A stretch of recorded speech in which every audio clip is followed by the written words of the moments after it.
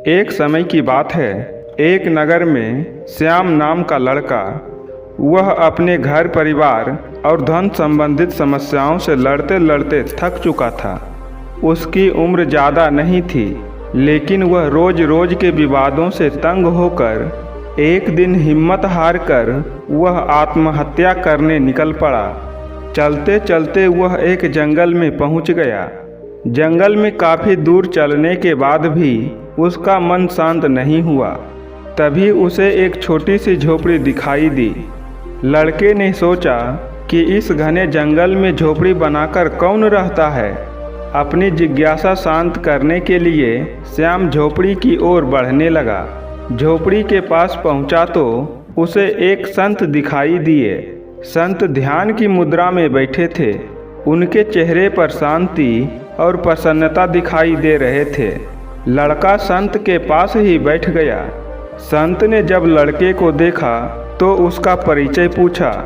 लड़के ने कहा कि वह अपने जीवन से परेशान हो गया है और मरना चाहता है, इसलिए जंगल में आया हूँ ताकि किसी तरह से मैं अपना जीवन खत्म कर सकूं। संत ने लड़के की बातें सुनी और समझ गए कि कम उम्र में मिले तनाव के कारण ये बहुत ज़्यादा निराश हो गया है। उन्होंने लड़के से कहा कि तुम्हें निराशा से बचना चाहिए। समस्याएं तो आती जाती रहेगी, समय एक जैसा नहीं होता। संत ने लड़के को समझाने के लिए एक कथा सुनानी शुरू की।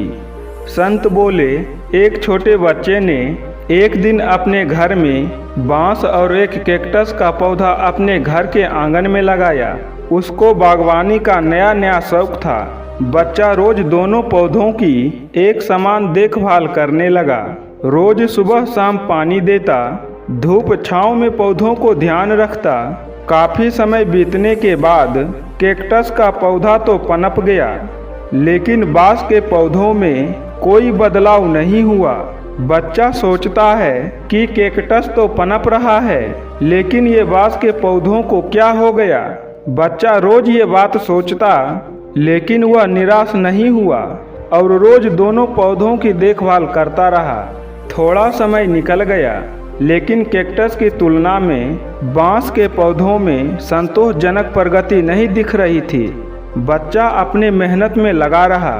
कुछ समय बाद एक दिन बांस का पौधा पनप गया और कुछ ही दिनों में बांस का पौधा कैक्टस से भी बड़ा हो गया। संत ने उस निराश लड़के से आगे कहा कि बांस का पौधा पहले तो अपनी जड़ें मजबूत कर रहा था, इसलिए उसे पनपने में समय लगा, लेकिन वह बच्चा भी अपनी कोशिशों से पीछे नहीं हटा, निराश नहीं हुआ। हमें भी अपने जीवन में दो बातें ध्यान रखनी चाहिए। पहली बात तो ये है कि हालात कैसे भी हो, अपने लक्ष्य और धैर्य न छोड़ें। दूसरी बात ये है कि पहले हमें अपनी जड़ें मजबूत करनी चाहिए। अगर हमारा आधार मजबूत होगा तो हमारा विकास तेजी से आगे बढ़ेगा। लक्ष्य और धैर्य रखेंगे तो जीवन में जल्दी ही संतोषजनक बदलाव दिखाई दे सकते हैं।